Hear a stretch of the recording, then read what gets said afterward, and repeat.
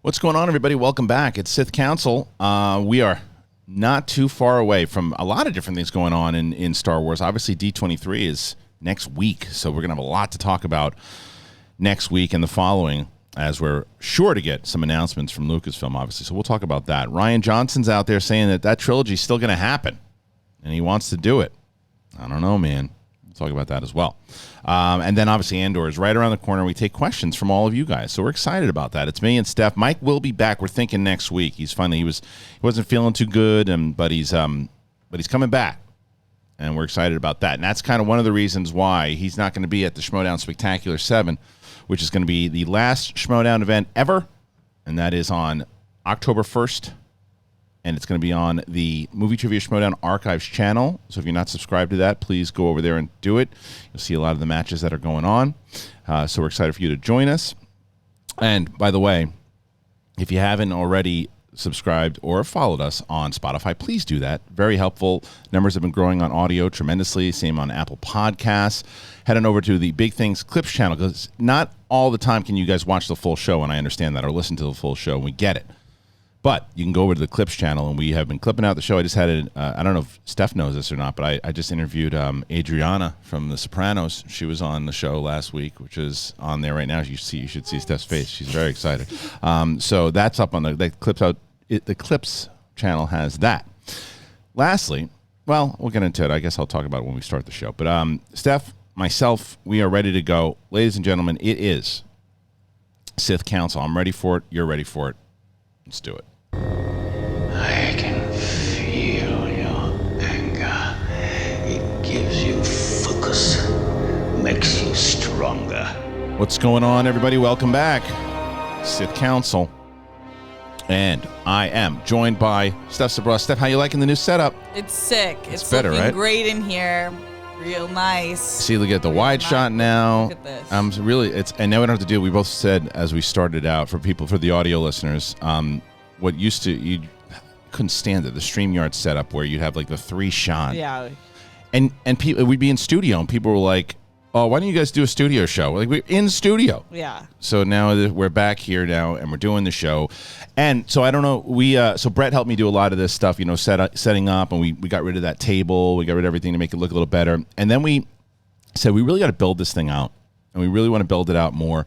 And what we decided to do is we announced on Monday that we put like an Amazon wish list out there, right? But we said, if nobody donates to the show or contributes to the show or whatever, it's fine. It's just a list of things that we eventually want to get, and if we want to help us out, for sure. And Brett and I are like, yeah, maybe somebody get us like cords or something. I am blown away by what people got us. People like, especially this. I have to shout out this one dude. That's sick. It's insane. Thanks, y'all. It was insane. And by the way, if you do a donation, by the way, please put a note in so I can thank you on the show. So Nathan is the guy who, this guy, I told him to stop because he started getting so much. He bought so much for us, and I was like, so Nathan got us he got us a TV stand, the TV, the floodlights, and the freaking LED lights. Damn. And good. I needed the lights. You're gonna get much better lights in here, Ben. It's because to be better lit. You're gonna get much better lit in here. And Nathan Ovendale is the reason why. First rate Nate, and we're gonna call him the First Rate Nate lights. Yes. And there are other people, by the way, too, that donated, and I want to thank them once they put their card. We haven't gotten a lot of the stuff yet. So, but look, this is all that's left now. And we have it on the list. We're excited that there's 2 out of the 4 headphones are gone. There's a cam link, a coffee machine, and a table lamp, and that was it. And all the stuff that we need to make the studio better, it's on there now. So like I said, the link's in there. If you wanna donate, you can. But if not, like I said, it's stuff like there were other things like panels and posters that weren't allowed to be gifts or something. So we're just putting, Brett and I already. Like, my thing is, I don't know yet. And as I told you as we started, it's scary and fun that I'm going out on my own for the first time since I left Collider. I was on my own for like 2 months before I signed up with Skybound. And then I got the job and the health benefits and the salary and all that. And now it's like, okay, I told you as we were starting, I don't know yet what this channel will bring in. I want to keep everybody, and I am keeping everybody. And it looks like, I'm excited about it. But it's like, we also have to be conservative. And I'm like, okay, so here's what I want to spend on my wife's like, don't spend everything on the studio right away. I'm like, I know, because I did that as I was leaving. I went into debt with all the cameras and everything. You know? Cameras it's so expensive to have like a nice studio. But you want to give the audience the quality is the thing. Yeah. Because the thing is, well, why don't you just do it like someone had said? Well, it's not just about making the studio; it's about the quality of the show. And I'm like, well, yeah, that's the most important thing, and I hope that's what we do on the show. But like that, I think you do both, so that's why we were able to do that. So for everybody who donated, please, if you didn't put a card, let me know that you sent it, because I want to be able to give you a shout out. And then also, if anybody does get anything on that Amazon list, please put a card, because I can't. I'm very humbled for everybody who did that. Okay, Steph, we got a lot to talk about, man. A lot going on. Let's start. Where the hell is it? I think I have the stories, the news. I didn't even remember. No, that's not it. Hold on a second.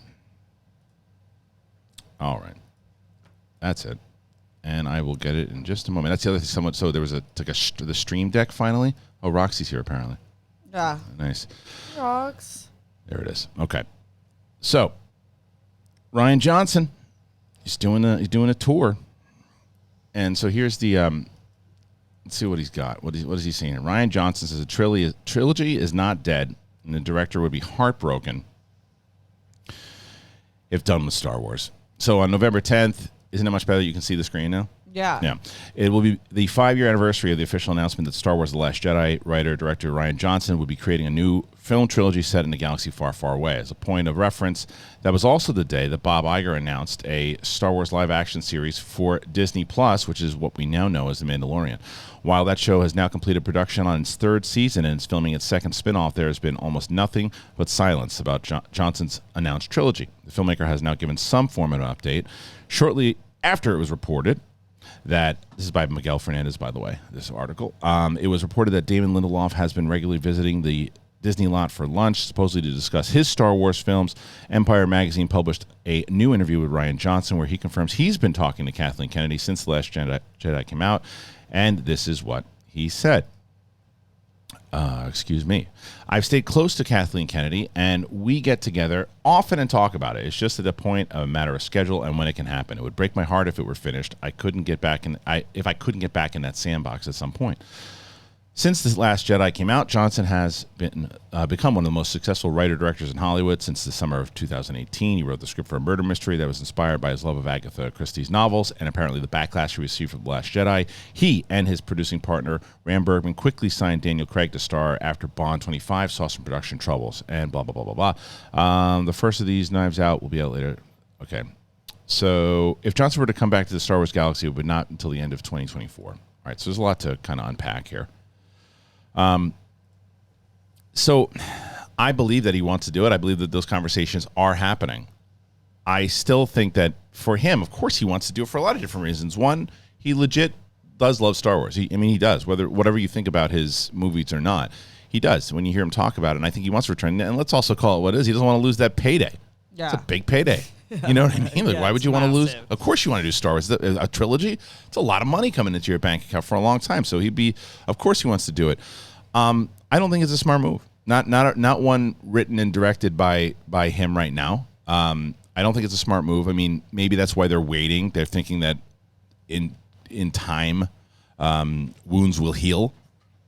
But I don't think so, man. I think that, for me, I still think that what you do if you want to get him back in the fray is you have him do what he did for Breaking Bad, and you have him direct an episode of one of the television shows. Yeah. So I feel like he would slaughter that. I would love to see him direct an episode. I think that he's playing the political game right. You know, like he's saying what he should say. He's cool with Kathleen. He wants to do Star Wars. I don't think any of it's actually nothing. No, because they still don't know what they're doing with the movies. I think he's just being like cool. Why we like Rian Johnson? He's no drama, and he's just cool, and everyone wants to work with him for a reason. Yeah, and he said those things inside of the interview, right? He's like, he talked. What I respected a lot was when he first started looking at the comments, because he had, when he was on Twitter, before Last Jedi, he had never seen like a lot of hate before, and he had never, and when he did, when he did, it made him feel terrible, right? But then he had to learn how to live with it after Last Jedi. But he also knew there's a lot of people out there who dug it, and there certainly are. Mm-hmm. as a filmmaker, I actually like him very much, whether it's Brick, Looper, and I liked Knives Out, and I'm looking forward to the sequel. I just don't think Star Wars needs that type of fire right now, like that, and not the good fire. Like, yeah, I think if he did what they're doing with Taika right now, which is, or what they were projected to do with Taika, which is say like you can pick basically what story you want to tell that's outside of anything we've seen, that would be cool for Rian Johnson. Like something like that's not interconnected in a story that's already being told. Yeah, but that's. Yes. He's not my number one choice. No, I know what you're saying. Rather do like a spin-off than just a whole sequel, full movies that you got to lock into for a bunch of. And I get that. But it's the same thing I said to you though about Taika. And my issue is right now Star Wars does not have a solid film division. No. They just don't. And they don't have like the next movie that they lead with, it's got to be a hit, and it's got to be something that the fans, and not just a money hit. A hit that like people love, the way that Mandalorian season 1 was, right? Like that's the type of thing that they need for their movies. And if they don't, and they put some Taika Waititi comedy out, it's like no. And then Rian Johnson comes and does something that's out of left field. It doesn't feel like Star Wars or something. People are going to go, there you go again. Screw this. We're out. Let's just stay on Disney Plus or just go stick to Marvel and DC, right? Yeah. They got a hit, and that's why I thought like that Benioff and Weiss idea of the formation of the Jedi and the Sith, and going so far back into time that it's like you can create what you want to create. You have the Jedi, you have the Sith, you have all these things. You don't have to go wackadoo central in order to people try to do too much in Star Wars. Yeah, sometimes. I know. It's kind of like the curse of, I like the new generation we're in where we, like a lot of us we'll watch a movie now, not based on the stars, but based on who's directing it. And there's like a lot of clout with directors. And I like that. Like because that takes so much talent and work. But what I don't love with Star Wars, and I think we agree on, is like the idea that because you're a hot director right now, you should just take a whack at Star Wars. Right. When it's like, it's a completely different entity. If you're a great director who does fit in with Star Wars, hell yeah. Yes. If you're a great director who's like, let me just try Star Wars, that's a little bit, that's just for clout purposes. And to me, that's losing sight of Star Wars. Yeah, and it always comes back to that same thing that everybody always says on the press. Of course, I love Star Wars. It was the thing that made me, but you listen to who's really kind of dives deep. And I think that like, I don't have to say that. Right. But why not give a movie at this point, if you're going to give a movie to somebody, give somebody who's proven inside the lore. Give a movie to Bryce Dallas Howard. Right? She clearly knows the lore pretty well. That. I mean, I know she's doing, I think she's doing Ahsoka or something. She's doing something again inside of the series. And she's done TV. But, I would much rather see her do a movie than Taika right now. A Star Wars movie. And people are like, oh, you just want to write Taika off because he did one silly comedy movie. No, I just don't want to see him do Star Wars. I want to see all of Taika Waititi's movies. And that's the thing that I say. I love Taika Waititi. I'm not like I didn't like Thor, so I don't like Taika. That's stupid. Yeah. It's like I just didn't like that movie, and it makes me nervous that he's a comedy-heavy driven dude, and he's hilarious. I've had an opportunity to talk to him like 3 times, and every time you talk to him, he's just naturally funny. I was just having a conversation with Ellis the other day about Brett, right? Like Brett's naturally just funny. Like when Brett's sad, he's funny. When Brett's angry, he's funny, right? And there are not a lot of people like that can do that, and Taika's that way. I mean, I don't know him all the way through that I can tell you when he's totally mad and angry the way I know Brett. But still, he seems like that type of guy. So comedy is his thing. I just don't want to see it, in Star Wars right now. I think that it maybe down the line or in a separate episode. Yeah. Anyway, yeah. I'm for Taika, but I hear you. I do think that like this is all in the same conversation with Rian Johnson. Yes. Like give it time. Give it time. Yeah. I think that's the main thing. We do have a lot of questions from you guys, by the way, that we're going to get to in a little bit. But so this is something else too, as Miguel mentioned in his report there about, where is it? Oops. I'm still getting all these things down here. That's you again. There it is. All right, Damon Lindelof. He has been regularly spotted on the Disney lot, reignite speculation about the reported Star Wars project. Remember, we talked to Jeff Snyder about this, because I think Snyder was the one who, it was Snyder who broke it. There it is. Okay. So back in March of this year, it was reported that writer Damon Lindelof, whose credits include the likes of Lost, Prometheus, The Leftovers, and Watchmen, was potentially working on an unannounced Star Wars movie with Lucasfilm. More recently, a possible update to that rumor has surfaced, indicating that he has been working with Disney and possibly Lucasfilm since then. Trusted film reporter Jeff Snyder revisited his prior report about Damon Lindelof taking a trip far, far away, and this is what he originally posted. I'm hearing that Damon Lindelof is working on a new Star Wars movie. Now, he said that back in the day. Now, this is recently. Okay, update. Remember that Damon Lindelof Star Wars scoop I broke in March? Well, Lindelof has been spotted dining on the lot quite a bit lately, and I doubt he's working on his Peacock series up there. When will the trades confirm it? Stay tuned and subscribe to Mr. Jeff Snyder, former Movie Trivia Schmodown, 2-time Teams champion. I believe 3 times Teams champion. Is that true? I think so. Talking to myself here, stuff. Anyway, so there's a lot about the movies here. We can go into this. The future is unclear for Star Wars films. Fans have expected Lucasfilm to reveal news about their live-action projects at Disney's D23 in the middle of next month, although there is no word if they'll be presenting updates to their film slate. A film project indicated to be furthest in development is Taika Waititi's Star Wars project that he's set to direct and co-write, as the movie is expected to begin filming early next year. Marvel Studios president Kevin Feige is to produce a Star Wars spin-off. I totally forgot about that, by the way. I totally forgot about a Kevin Feige produced Star Wars movie. It was such a major story. Pushed that so far. I totally forgot about it. And it's written by Michael Waldron, who has previously worked on with Loki and Doctor Strange. You know that. Other proposed films have run into snags. Rogue Squadron was supposed to be 2023, but the project is not likely to make that release date. Yeah, no S.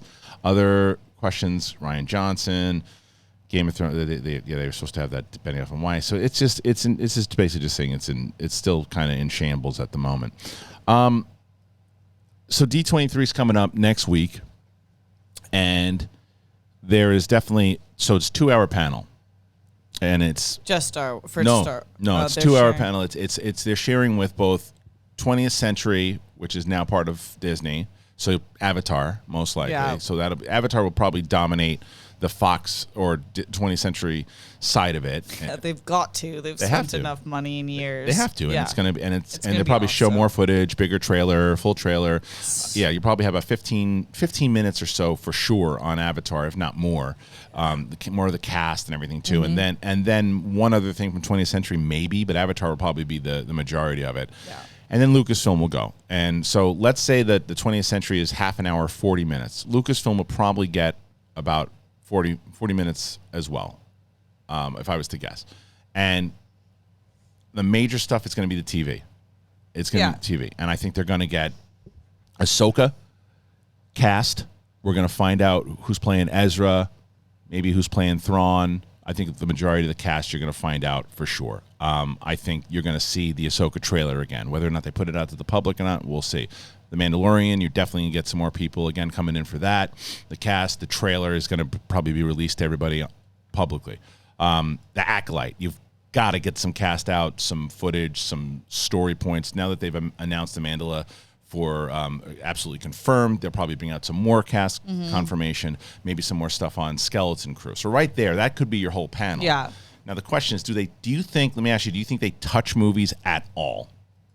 I don't think so. I think if they're going to do it, they're going to do it in London and for the next Star Wars celebration, just because D23 is, I would guess that they're incentivizing Disney Plus shows and content right now because that's where they're getting all their money. So, and I don't think they have it figured out yet, really. Well, they're going to do more than just TV because remember, in games. They'll do movies. Movies still brings in probably more money than TV. Oh yeah. They want to push their subscriptions. You're not wrong about that for sure. They like if that, but that's also really all Star Wars has going on right now. Like Marvel will be announcing a lot of their movies and they'll be talking about Disney Plus series also, but a lot of their movies.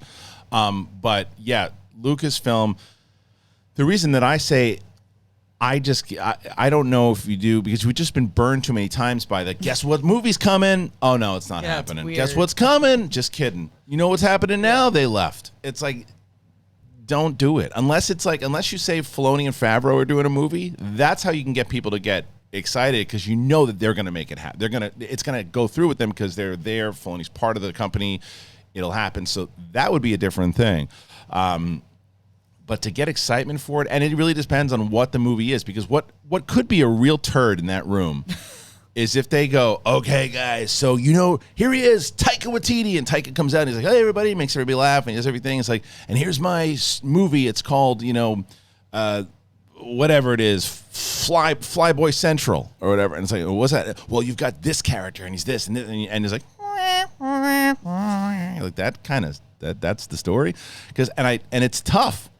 Because you also don't want, there's another question I'll probably just answer right now that Brian Nussbaum asked. What Star Wars character do you want to see have their own show or a movie? My answer is none of them anymore. Maybe Vader on him and Palpatine doing like a 6-part series or something. But I want to see new characters. I want to see new things. I want to see the lore, and I want to see old characters show up here and there the way that they did with Luke. But I want it to be to follow the vein of Mandalorian. Mm-hmm. That to me is how you can sprinkle in old characters, whether they did in that, but this focus on the old characters is too many expectations. Yeah, and I also think that a lot of their shows have been title shows on singular characters, like Mandalorian, Boba, Obi Wan, Ahsoka, and that's cool that has a time and a place, but also we're living in an era of Game of Thrones now, House of the Dragon type, right, where we're like, let's get the ensemble. I want to be invested in 10 characters. Yeah, for sure. Yeah, absolutely. And that's why I still think that I hope they take a page from Game of Thrones. And I was on Campy's show yesterday, and one of the things that they brought up, there was a viewer that I don't know if called in or wrote about the Star Wars theme and how, when is the next time we're going to hear the Star Wars theme? Right? You don't hear it anymore. And they have this weird stance on the John Williams music where it's and whether it's they talk to him and he was like, I'll try to pull back on it a little bit. And I love John Williams. And I know it's blasphemy to say anything to John Williams, but I think that is a silly, silly thing. You need that music. To pull back, yeah. You need that He's music. He's just being humble, I think. Yeah, but I mean, it's just a bit, I just think that it's thank you, John. I appreciate you don't want but we have that music, and it's the same reason did you watch the second episode of Game of Thrones? No, I'm going to. I heard it's great. It's fantastic. Yeah, but I'm excited for it. the beginning of the episode, they used the classic theme. Oh, yeah, I heard that. That's awesome. And so then you instantly ignite. Instantly, you're back in Westeros. Yeah. Instantly. And it's now it's different if if let's say the Starks had their own theme song, and that was the theme song for the show, and then they played that at Game of Thrones. That doesn't fit. The Starks aren't even in this. It's not even about the Starks. But it's Game of Thrones. It's like that. And the same with Star Wars. When the Star Wars theme plays, and there's little bits, I couldn't stand the answer when they were asking about the Obi Wan series, and it's well, Vader's not that Vader yet, so the he's always been that Vader, guys, always. And they used it in Rebels, and it worked really well. Oh my god, I love that episode. It worked really well, and just the very now he's mad, so now he gets that theme. It's no. Yeah, no. No. If you study film at all, you know that almost every movie has some sort of set timeline or beats that they have to hit. Most are on one normal arc where in 10 minutes you have an inciting incident. That's how it works, because humans work off patterns and emotions and human psychology. So it's why wouldn't you tap into a song? Once you hear a song, you're instantly tapped in to the world. Yes, and it's one of those things where it's so, and I do believe that the composers should have their own voices. Look at Ludwig did for Mandalorian, right? Yeah, he brought in his own theme for Din. That should be his own theme because he's a new character. But even when Luke shows up, when he takes you hear the classic theme, right? I still think that they could have used it beforehand, but they didn't want to spoil the reveal that was him until the hood, so I got it. But Obi Wan, that show should have had so many more of the classic themes sprinkled throughout. I mentioned this yesterday on John's show, but I also mentioned it here many times over. Kevin Smets and a bunch of other people who did those fan edits for the Obi Wan series. When Obi Wan catches Leia, they played the Force theme. Every one of them, they didn't collaborate with each other. Kevin Smets doesn't know the guy who did it. They all instinctively put that Force theme, and it played so much better than the original. And there was some great stuff that the composer did. For the show that worked really well, but I thought it's always this thing that's been a consistent theme for my shows recently, and it's balance.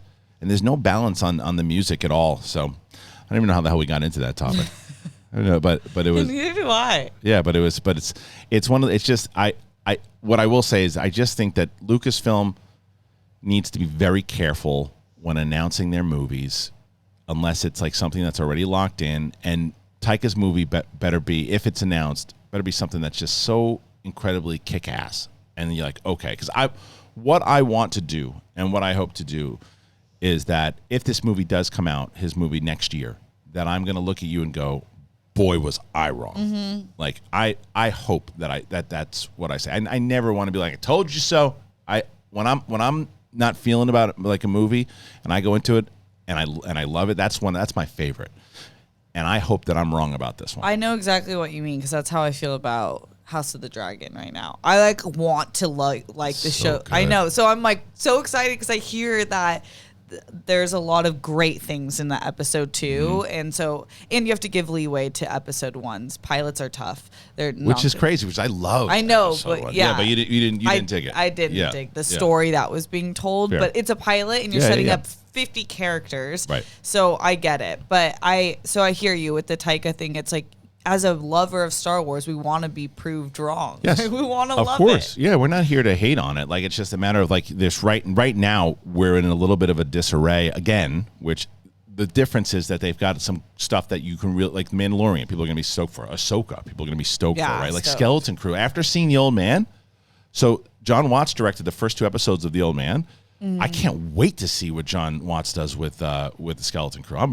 I'm extremely excited for that show. And Andor. I mean, come on, Andor right now is supposed to be like the most adult Star Wars. Oh, I can't wait for Andor. Oh, I can't wait. I cannot wait. Can't wait. Did you hear Diego Luna talking about Pedro Pascal? No, tell me. He was like gushing over him, and they were like, would there ever be like a rival between you? And he's like, no, he's literally the nicest person ever. I love that. Yeah, that's great. So that's cute. Great.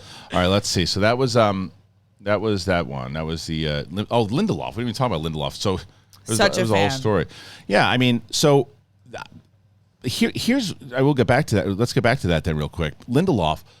The thing is that usually when they start leaking stuff out and you start hearing things like right before a big convention, like, look at this Fantastic Four stuff that's going on, right? Like the dude from You and Gossip Girl, whatever. What's his name? Do you remember his name? Ben Badgley or something like that? Isn't that his name in Gossip Girl? Or is that his real name? Yeah, it's Badgley. Badgley, yeah. Well, so he's being rumored heavily now for Fantastic Four, and it's a week before D23. I would bet the farm they're going to announce that guy at D23, that he's Reed Richards. Bet the farm on it. Same thing with the director. Bet the farm they're going to, because when leaks come that close to it means a lot of people are talking about it. It's that close. It's going to happen. So this might be the same thing. This might be the thing. Even though we're like, okay, be careful with the movie. So we do have some movie news. I'm going to be sitting in that room like this. Right? Like, okay, what do you got? And they're going to announce Taika, and I'm going to go, and then they're going to announce Damon. They're going to Lindelof. Like, okay, is it going to happen? We'll see. And I hope that they do something. If they announce movies, I just hope that you're like, oh, wow, they're going that route. They're going 1,000 years before. They're going 1,000 years after, like in a different route. Taika, of what the story is. From the Skywalkers and everything, too. Yeah. Taika did say that that's what he was going to do. Yeah. So I'm just interested in at what time period that it would happen. Yeah. If at all, which is so bizarre because I loved his episode of The Mandalorian. I really loved it. You just have a bad taste in your mouth right now. I do. It worries me that it's just going to be like, if I see that type of scene that I saw, that Zeus scene, oh, it's so horrible. But I love Lindelof. Like Leftovers and Watchmen are some of the greatest, ever. Yeah. And incredible storytelling. And I feel like he's not as known for. I don't know. Like he's known inside of our business. In the business, right. Like everyone's like Lindelof. Like right. everyone wants to work with him. But if you named him to like, he's not your like mom. Yeah, she wouldn't know. No. Even though she watched Leftovers and Watchmen. Right. She know J.J. Abrams, but doesn't know which him. is weird. Right. Yes, right. But I really would love to see what he did. I would too. I just like my nerves with him is not him. It's not him. It's just, will they announce him and then he decides he doesn't want to do it anymore because he doesn't creative differences. Right. Yeah. And so that's what makes me nervous on it. So they just have a really bad track record with all of their films. All of their films, even the ones that got, like Rogue One is one of the most successful ones, and it had so many problems. So much. Anyway, all right, let's see if we go. If I keep going to this, I gotta really figure out what the hell where I am on my. There it is. Okay, so what's this now? I love her, by the way. She's from that Pissbox Morpheus. Oh yeah, she is. Not Morpheus. What was it called? No. Morbius. Yeah. Morbius. Okay, so I wish they wouldn't have done that. She confirms her character will return for season 2.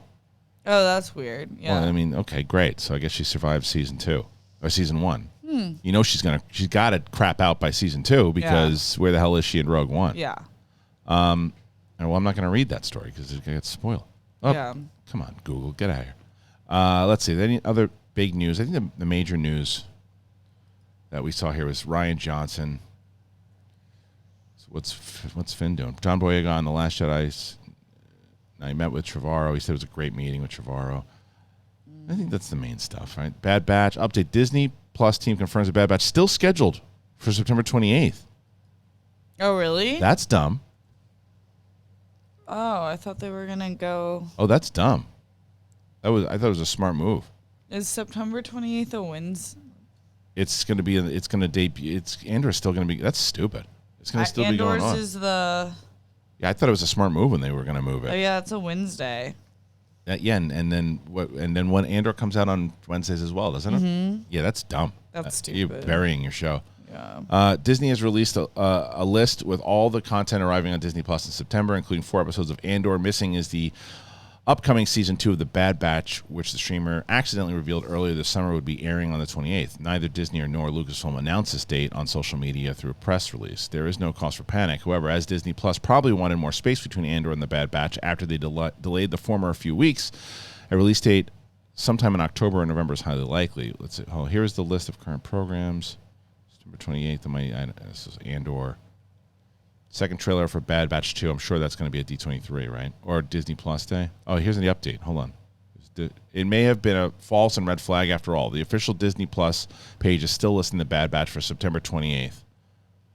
And they said season will be on that date. I think that's one of the stupidest things I've heard. That's dumb. Yeah. That's really dumb. Yeah, that's weird. Yeah, it's like, why? So that's everything. Okay, so, all right. Well, that's everything on there. So those are all the stories, the big stories. Rian Johnson is, I think, to me, everybody's always going to be talking about that. And I still think for me, give him something, like on TV. I think I'd be interested in seeing that. I know people, because the difference is with that one, that if you're watching let's say it's an episode of Mandalorian season 4.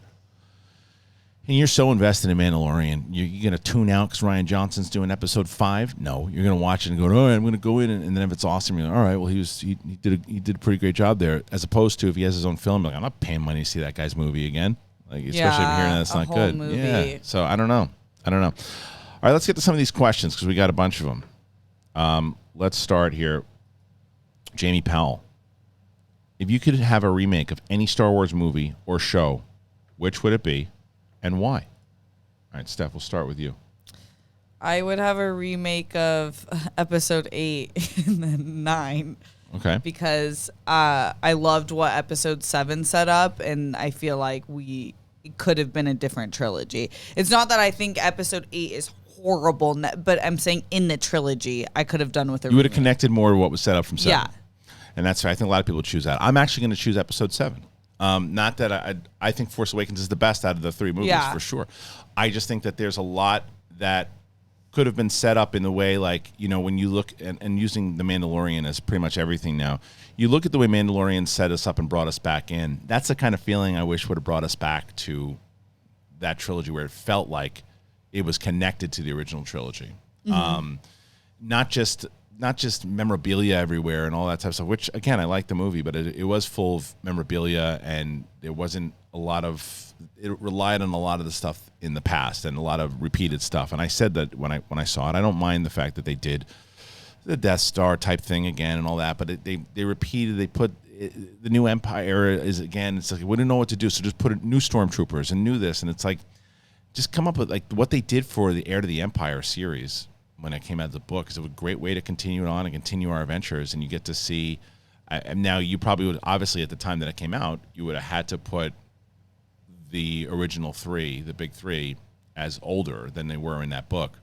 But I would have had them together doing one more adventure, and eventually gradually passing the torch, as opposed to these are your new characters, and then our Leia's kind of in the background, Han's over there, he's dead now, and then Luke, you see him at the very end, as opposed to, no, let them take the first episode, carry it over, and introduce our new characters throughout it. In episode 7, you go heavy into, let's say the big three have 75% of the screen time, 25% for the kids. In the second one, or episode 8, it's 50-50. And then in episode 9, it's new peeps to the top. And that's when you're going to kill off, if you're going to kill off Luke and if you're going to kill off the rest of the characters, you do it in that one. Mm-hmm. So that's, because that would have been kind of, I think, a kind of gradual emotional ride. Yeah. So that's what I would have done. Okay, let's see. Let's go to the next one. Thank you for that question, my friend. Dennis Amy, what's the deal with canon? Are the novels, the movies, what are they? Are they canon? Are the novels for the movies canon? You know what's funny about this? That question is the reason why I'm not. It was the answer that Pablo Hidalgo gave about the book and how they're related to canon that I was like, I think I'm out now.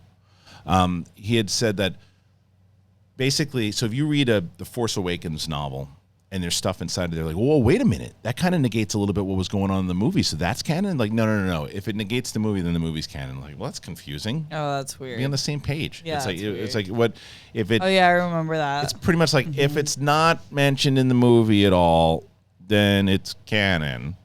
But if it negates what something was said in the movie, then the movie takes precedent. It's like, how about everybody just gets on the same page? Yeah, that's weird. Yeah, so I'm like, nah, I'm good. And you just want to sell books, and I get it. I've never really been a fan of reading the novelized versions of if the movies come out first. They're really good though. It's like they're the best one is actually not even a canon one, and it's Revenge of the Sith, because you're so inside of Anakin's head when he's making the turn, it makes more sense. Okay. That's cool. But I'm with you though. It's like, well, I've seen it. It's just the more detail. And the reason I was reading them, I'm like, oh, because these are kind of canon stuff. I bailed. Like I'm there. Look, there are very much so, like, a lot of times when you read these books, you should, because you just want a good story and you want to read, like, I just read a great Star Wars book. And that really should be the reason why you're reading these books. Honestly, I didn't read them for that reason. I read them because I'm a canon junkie, right? That's why I read them. I read them because I was sold. I mean, there was a few that I read just for the stories, obviously, during Legends, the Bane, the Plagueis, all that stuff, because I just wanted to read those stories.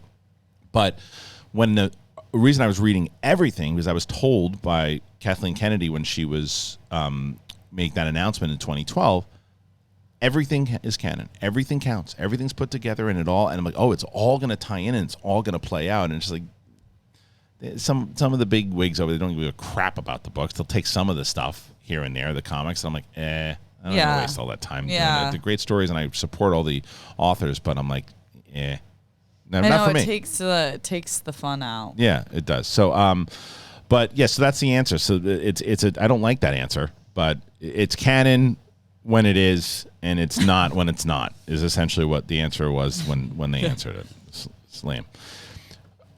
Burok Artie, if the Darth Plagueis book was made into a TV show, a.k.a. The Acolyte, I hope, could they make it without changing anything from the book? I've read it so many times, and to my knowledge, nothing in the book contradicts canon. What do you think? Well, that's the beauty of it. That's why I think usually the answer that people go is, well, they can't make these stories because of the canon side of it. And it's like I said, they don't really care about that. That's part one. Part two is you can still stay true to canon. And I haven't read the Darth Plagueis novel in a while. And I read it like 2 times, but I haven't read it in a while. But I remember if things pop up on screen, I'll go, oh, right, I remember that for sure. But if someone who's fresh just read it, the way that when I saw like the second Harry Potter movie right after I read the novel. Okay. So I went in going, oh, well, they changed that, they did that, and they did that. And that's fine. You're allowed to do that if you read a novel and everything too. But they stuck to it. They had to change things because they had to get to, 2 hours and 25 minutes. Now in a TV show, you got more time. TV show, you got more. You can make an 8-hour. You stay as true as you want to it. I think that would be something to me that they would want to do. Get somebody who can really adapt a novel, have them write 8 scripts out of that novel, and make a TV show and try it. Try it once. Yeah, just once. Whoops. Again, Steph, I'm getting sick of this. What do you think about the as far as novelizations going. Well, you haven't read Plagueis, right? Did you start Knights yet? You haven't started Knights yet. No, I'm starting it with you. I thought. Oh yeah, on Twitch. Yeah, we want to do it on right. Twitch with y'all. If you guys are interested in that, then Someone actually asked that question, so I should have saved it. just wanted to throw me. I just wanted to throw you into the bus. What do I think of that? Yeah. I think that's sick. I don't know if I've read Plagueis or I've read an entire summary of it because I've heard it and I was like, oh, that's sick. But I don't think I ever read the book.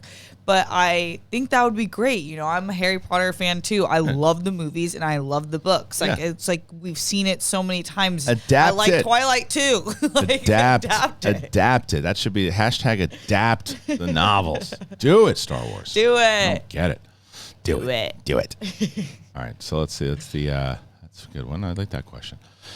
Steve Shaw, do you think Andor will be better than Boba Fett and Kenobi, and could it take over The Mandalorian? It does look very different, yet epic from the trailers.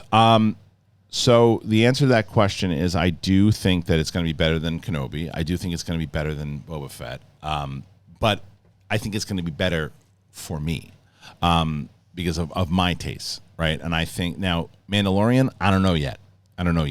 But I think that for me, that what I've been looking for in Star Wars for a very long time is Andor, and I think that it's going to be more serious. I don't think it's going to be very fun. Yeah. Which doesn't mean that. That's the beauty of TV is you can have a lot of things, and this is not a fun time in the galaxy. It's the same way the Obi Wan times. That Obi Wan was a fun show at times, and it shouldn't have been.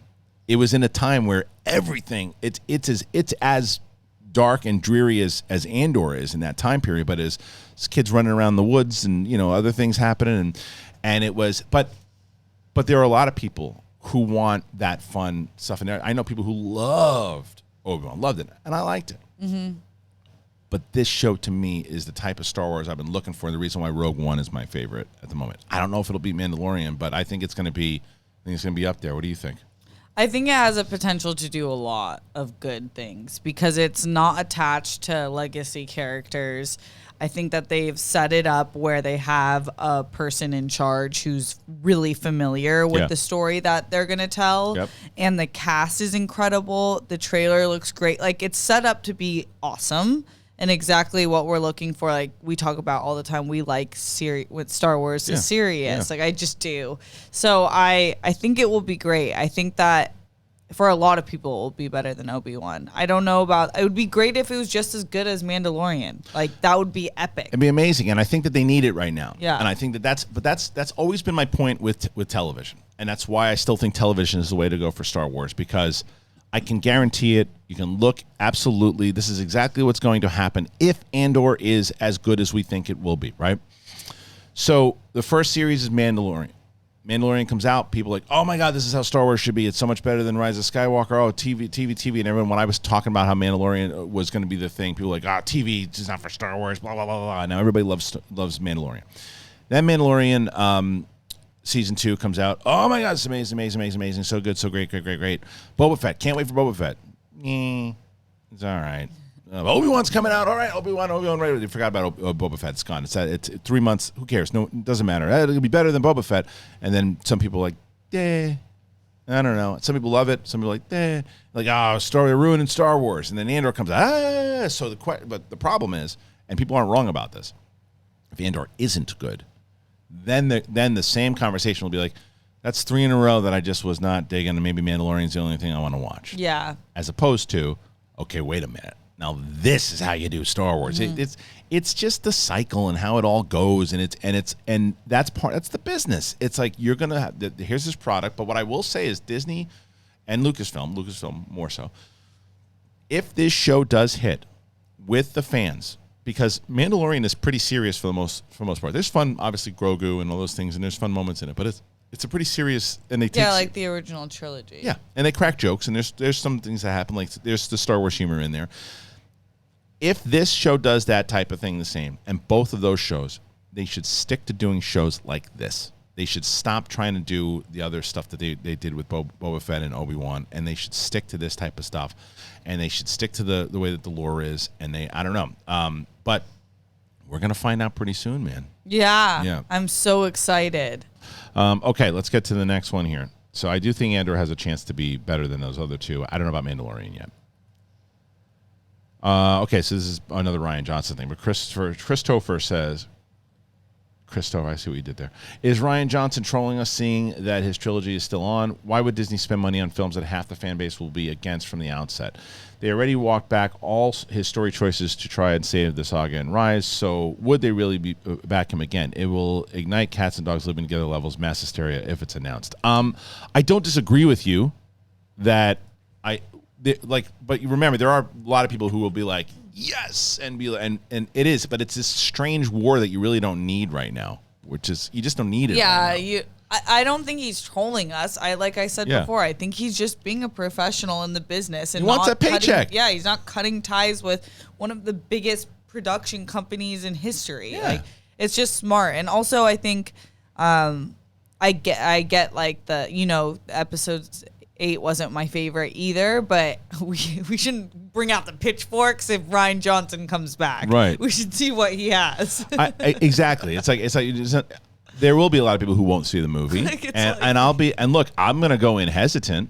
Yeah. I'm going to go in hesitant, but of course I want to check it out and see it. But I just don't think. I think for his point though, he makes a good point. Is that it's not the time that you want to announce him doing these movies because you don't have a film division that's secure right now. It'd be divisive, yeah. Very much so. I think Lindelof should be the one that you announce first. I really do. Lindelof to me is the one. That's the one. If you announce Lindelof and Taika at the same time, I think. And again, a lot of people are going to be excited about the Taika movie. I'm just because of Thor. I'm just a little put off right now. But I think that if you announce both those guys at the same time, I don't know. I think maybe you get a little bit of. You just got to make sure it happens. I think the entire fan base is going to be like, yeah, I'll believe it when I see it. I think that's what's going to happen. But okay, but yeah, I understand your points for sure. Brandon Lee Kruschke. Star Wars lately seems more hit and miss than the MCU. Is there a way for Star Wars to reestablish itself as a dominating force than the MCU at this point? Just seems like Marvel has more figured out. Formula. I got these lightsabers out of the way. Formula-wise, to be profitable, and Star Wars keep making missteps, including Mando and Obi-Wan. Mando? Oh, excluding Mando and Obi-Wan. Okay, so see, he likes Obi-Wan, so that's good. Yeah, I like Obi-Wan. How can we bring back its days of glory? All right, so the answer to that question, again, I think that it's what everybody says. It's like you need a Feige, right? You need somebody like that, and that's easier said than done, obviously, but you need someone that's going to have a full-fledged plan, but start to connect it all and have the story. And you can't do that. You just mentioned it before. What you have to stop doing for at least a little bit is going, what they used to do, what they did many times over when I worked for Joel Silver, you would have a script and you would say, okay, let's meet with Director A. Okay, Director A, what's your vision of this story? Well, what I'd like to do with it is maybe do this. I read the script, and I think we did a couple changes there and did this. And instead of having this part of the story, we do that. And then, that sounds interesting. Okay, we're open for that, blah, blah. And then our Director B. Well, Director B wants to leave that in, but wants to move this and do all that. Marvel said, no, if you want to do a couple changes with that, but we need this story to continue on. Well, but I don't feel comfortable with doing that. Well, that's the story we're telling. So you got to go. And that's what happened with like Edgar Wright and Patty Jenkins for Thor and other things too. Star Wars needs to do that. Star Wars needs to say, okay, we want to tell the story of the Knights of the Old Republic, right? And we know where it's going to go. We want to do 3 movies inside the Knights of the Old Republic. And inside of that, it's going to start here. We're going to take it here, and we got to end here. Here's our big treatment. Here's what we want to do. We would love to have so-and-so direct episode 1. We'd have to have so-and-so do the second one, and so-and-so do the third, or maybe so-and-so do 1 and 2, and formulate a plan that way, as opposed to, okay, JJ, you're on board? Cool. But you're going to leave after the second one. Okay, we'll go. We got Rian Johnson. Oh, you don't like anything with what he did? You want to change all of it? Oh, it doesn't make sense? It doesn't matter. It'll make $1 billion. That old school producer money, you can't do that for Star Wars. You just can't. And so they need to get that on track the way that they have. TV is on track, though. Like, even though they said like there's a couple missteps, he said in there, their connective tissue, whether you liked Obi-Wan or Boba Fett or not, the connective tissue is there. And that is what they're doing right in television. Yeah. I think that I agree with that. And the the truth is that it's not the MCU. Like, we're not working with well-established comic book characters like in from every generation. There are so many characters that are sick in Star Wars, but I'll say the majority of fans, or people who like Star Wars, like when I think about my parents, family members, friends who aren't like us, they probably could name Luke, Han, and Leia. Right. And that's it. Right. And so it's like, imagine if we just focused on the first Avengers all until now. And like all we were seeing is just the first Avengers, the first, like Iron Man, whatever, the Hulk. Even though those are great characters, you're not establishing an MCU then. Like I think Star Wars, if you want to establish something like the MCU, you have to make people fall in love with all new characters. Cal Kestis, like whatever it may be. The Ahsoka is great now. Like we're getting more of those people that we're familiar with as household names. Yes, 100%. But what Marvel has done is they have earned that through success on establishing the previous characters. So absolutely. So when you establish Iron Man, Captain America, Thor, give them their own movies, then it's like, oh, well, we just made all this money. How do you guys feel about Guardians of the Galaxy? Oh, you love them too? Great, because now what we can do is we can do this. And that's what you need to do. You need to build that up, and not necessarily by building up with old characters now, but familiar type of themes and ideas, and putting in stories that what could work with Star Wars. And again, use the music. Adapt your books. It's right in front of them. Like the TV, again, they've got a narrative. They have an idea. I'm still hoping for that big, massive send-off, event that they're going to do, but they have it. But as far as the films, I think that's how they do it. Okay, it's a great question. Eric Kodeman, love seeing George Lucas and his kids in The Mandalorian set during Light and Magic's last episode. Could you ever see George direct an episode of Filoni ran series? Would love poetry there. I mean, I think I could see Filoni asking him, and I think that would be amazing. I don't think I see George doing it. I think George is kind of, I don't think George wants to work for Disney because he'd have to get a paycheck from Disney on that one. Yeah. I don't think he wants to work for Disney. I think George is on the ranch, man. Yeah. He's just like, yeah, I'll show He's up. living he's just overwatching. Do you know, someone sent this to me the other day, like, have you heard this thing between George Lucas and Robin Williams talking about like Jar Jar and everything too? And I was listening to it, and I swear to God, I thought it was Josh Robert Thompson and Jamie Costa. So I wrote to Jamie, I go, is this you guys? He's like, no, that's legit. That's real. That's Robin Williams and Lucas like talking about Jar Jar. Oh, really? Yeah, and it's fascinating. Whoa, I gotta watch that. You gotta listen to it. It's really, really good. Someone sent it to me. Anyway, so yeah, I don't think I see George coming back. Cameron Dane Scott, hey, I love the channel. Well, thank you very much. Thanks. Do you think we'll ever see a reboot, spin-off of some sort that places both Jedi and Sith on present-day Earth? And do you think this would do well in the box office? Thanks. This is nothing against you, my friend. I want nothing to do with that because it negates a long time ago in a galaxy far, far away. A long time ago means that it was probably around the time of the dinosaurs or even before when all that stuff was going on. So a long time ago. So Earth itself is not I don't want to ever see Star Wars crossover with it. Yeah, I'd be interested. Like, I'm just thinking about other like historic events crossing over. Like, can you imagine if samurais were just like walking through that's what Jedi like, are. New York City? Right. Like, it'd be like, okay, the sword was cool then.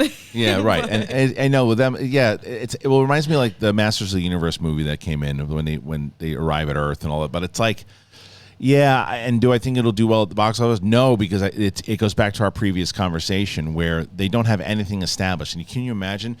The next one is a bunch of Jedi show up and they go to Earth, and people are like, oh my God. And again, I'm not shitting on your idea. I'm just saying like that if that was it's not, they haven't Guardians of the Galaxy earned it yet. You know what I mean? No. You would have to, I would have to be like starting to get conditioned. Yeah. Like when we're talking about psychology, conditioned to understand that could be possible and like how humans would interact. Well, they did it at Battlestar, I'm pretty sure, in one of the last seasons of Battlestar Galactica, but it was after many seasons and it was not the Earth that we knew. And it was like, I can't remember how they did it. I haven't seen it in so long, but like something like that where they discover it, like a planet like that, and you find out like it's Earth, but it's not the Earth we really know. Yeah. Right? And it's like they go to this planet and it's like Earth, I don't know, 10,000 years ago or something. Who knows? But Who knows? Yeah. But maybe I'd say not. In another galaxy. Another galaxy far, far away. Right. Okay, so this is Thanatos. Will Vivian Lyra Blair, the young actress who played Leia in Obi Wan Kenobi, appear in Andor at some point, season 1 or further seasons? I would say no, because this, I think it takes place. When is it? This takes place a couple of years, like 4 years after Obi-Wan, doesn't it? She'd be like a teenager. She'd be older, so Yeah. I'd say probably not. She probably wouldn't show up in this one. But we love her. She's great. Yeah. She's awesome. Jason Birch, do you think the next Star Wars movie should be the first of a trilogy or a solo film? I perfectly think a solo film isn't the way to go. A new trilogy with new characters is very exciting to me. That's a it just depends type of question. It really is a depends type of question, because it's like, if it's Lindelof and they announce I prefer solo movies, honestly, because I think trilogy, you're just setting there's the structure is not secure enough over there to make me trust a trilogy. I think solo movies and kind of putting movies out and solo Star Wars adventures, They earn it too, yeah, right? Like if the first movie slaps, then all writers usually write with open ends. Yeah. So it's like, I don't think like this idea of like, you get a trilogy because we can is a little, I don't love it. I'm kind of getting over that. I'm with the same page. Okay, let's see. Keep going on. The Fit GM. With the absence of post-Rise of Skywalker novels and an abundance of High Republic literature, do you think there will be a shift in movies going backwards in time rather than forward? Or do you think they're waiting for a new film before they start writing novels about it? I think all of that, actually. I think all of that. Yeah. I think the answer to your question is yes. I think because of the High Republic stuff, they're going to start to play there. They are even starting with the Acolyte. Yep. The Acolyte is like 50 years before Phantom Menace or something like that. Mm-hmm. So I think that's a first start. I think that there's that video game that's coming out. I think that there was rumors that they were going to do more stuff in the High Republic. But I do think that you're 100% right. I think that once they announce a movie, and maybe that movie is Taika Waititi's movie where it takes place after Episode 9, and maybe they start writing novels afterwards. But I think there's no rush to write novels in that time period right now. You have so much time. Yeah. What do you think? I agree with you. I think they're going to do both, going forward and backwards. But with the High Republic, I read the first book. I really liked it. I think that's what they're setting up. All right, let's go. Let's see. We have a couple more left.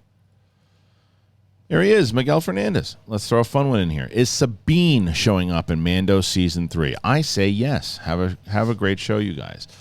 I don't know, because I will. It seems like every time, this is kind of why I love having Miguel on, because he and I awesome. we also don't really see eye to eye on a lot of things. I say no, because I don't think they want to debut her there. Maybe in a post-credit scene or something like that, but I don't think Ahsoka shows up. I think they're gonna. If the series was like a year away, I'd say maybe, but it's within months. And maybe that's probably his argument against it, is that it's so close they want to promote it a little bit more to get you there. But I think that the way they've already set up that Ahsoka is going on this mission to go get Thrawn, and we know that at the time period, and then it plays into Rebels. So no, I don't think that she does. Do you think otherwise? No, yeah, like we got the announcement, which the actress looks so much like the character. I'm so excited. But I think it's too, I don't know if they would have cast her before they started filming season 3 of Mandalorian. They might have, but this is why I wouldn't bet against Miguel, because it's not like if it was, so someone's saying, do you think she'll show up in Andor, right? Regardless of how much time is in. I'd say no, because it's Tony Gilroy and everything too. But this is Filoni and Favreau. Yeah. So they're both doing both shows, right? So or more so Filoni on Ahsoka, but still. So his reasoning behind it is probably, well, they know that they're going to be shooting with her one day, and you could see Filoni going, why don't we shoot this scene and put it in Mando? Mm-hmm. Because as I hear myself say it too, it's like I'm not going to be surprised. Here's what I'll say. I don't think she will be in it, but I won't be shocked if she is, because also of the Mandalorian connection, obviously, and her connection with Bo-Katan. With Bo, yeah, yes. That's like the reason I would think that it would happen is because they had such a connection in the animated series. So so it's possible, but what I would say, actually, I think that it's more possible that you'll see her in Mandalorian season 4. Yeah, I think after she's established in Ahsoka, and then I think Bo-Katan's going on a run in this one, man. I think Bo-Katan is going to go, and I don't even know if she's going to make a heel turn or not, but she's going to go on a run. And I think that Sabine might have to come back and deal with Bo-Katan. Yeah. So we'll see. We'll see. All right, here we go. This is from Richard Gensch. We haven't had a Rogue One re-release in the UK, so I watched it again anyway. There's some great stuff where we see everyday life of stormtroopers working in prison camps. I love the joint asteroid settlement, the Ring of Kafrene. Do you think we'll go back to these locations from Rogue One? I think it could be the best Star Wars thing in the new era. Thanks, guys. I think a lot of people are thinking that too, Richard, about Andor, and I think that what we could potentially get is, I think we'll definitely see locations from Rogue One that pop into this show. I do, for sure. Now, if it's those particular things, I don't know, but I think Tony Gilroy has made it very clear that this is a full-on lead-up to Rogue One. So it's funny because I keep mentioning and people keep DMing me and stuff when I say this, but I'll say it again. Tony Gilroy at Star Wars Celebration, when we were in the room, was like, "Oh, we're going to do like 3 seasons," and then Diego Luna's like, "I signed up for 2." And then he's like, "Yeah, but we're going to do 3." He's like, "I guess we're doing 3." And then all reports are that they're doing 2.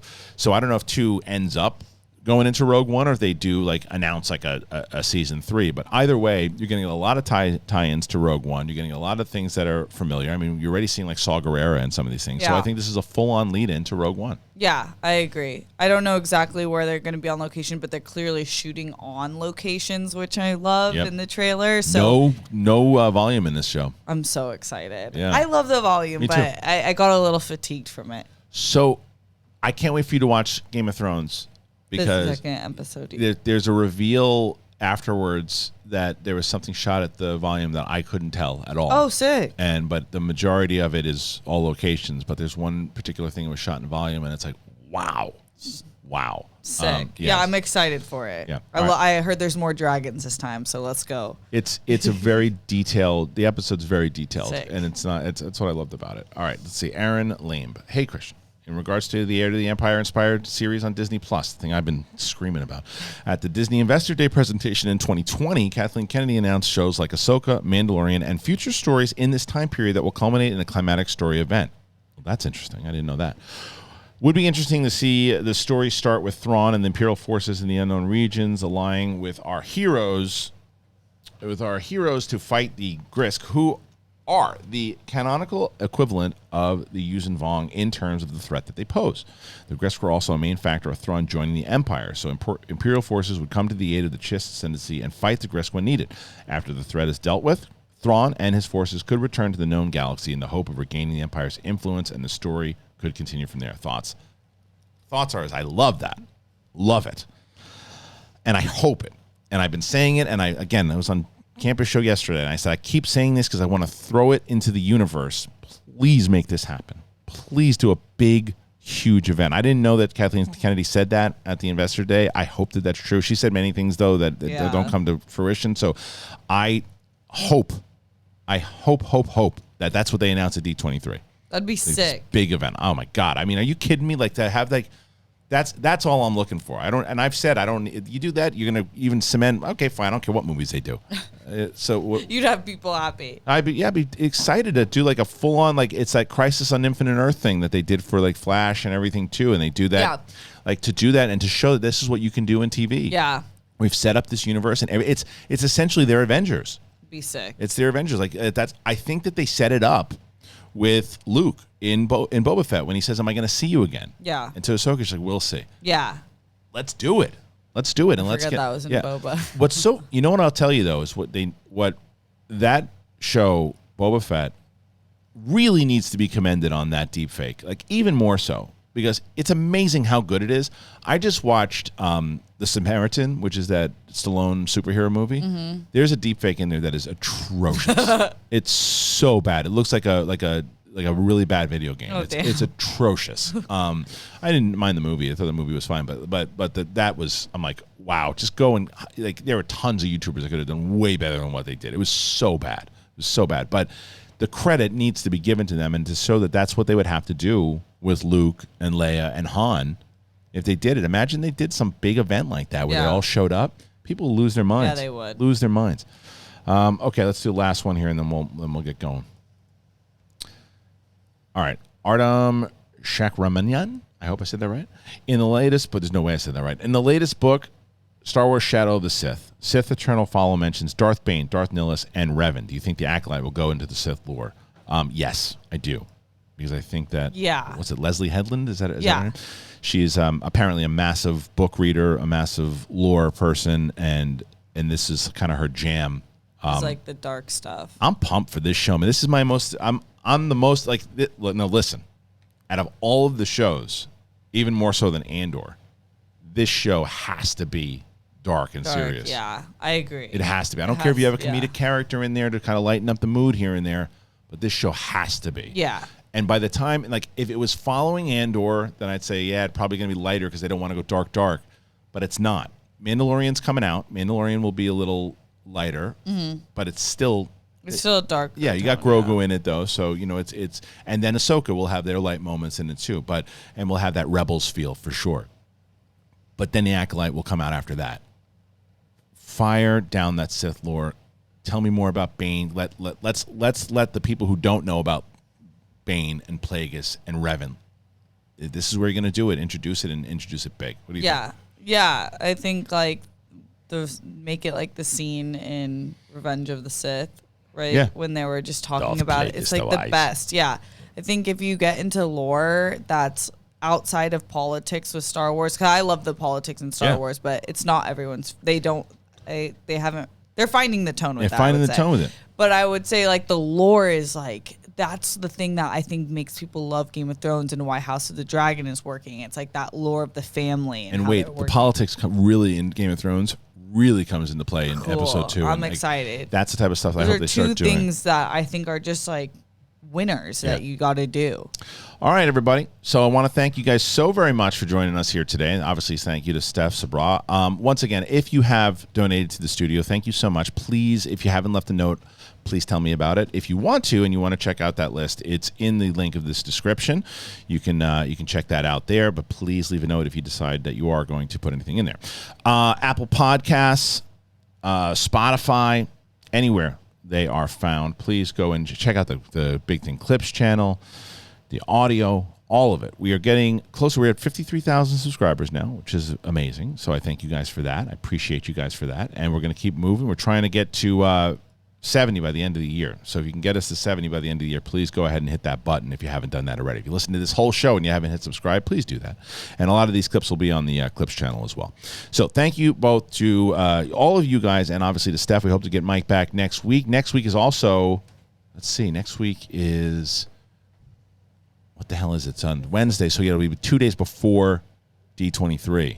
Oh, yeah. So I'll be at D23 for sure. Are you going? No. You're not going this year? No. Okay. I've never been. Oh, you haven't gone? No. Did you apply? You didn't apply for press, did you? No. I will next time. Oh, Steph Sabraw. But you're my mentor. You gotta help. All right. Well, the next one is. Did you apply for Star Wars Celebration press yet? Is it out? No, I don't think so. I think so. Is it? I don't remember yet. We'll see. I don't even know. Anyway, listen. Thank you guys for joining us. We appreciate you. We'll see you on the flip side. It's Sith Council. Peace.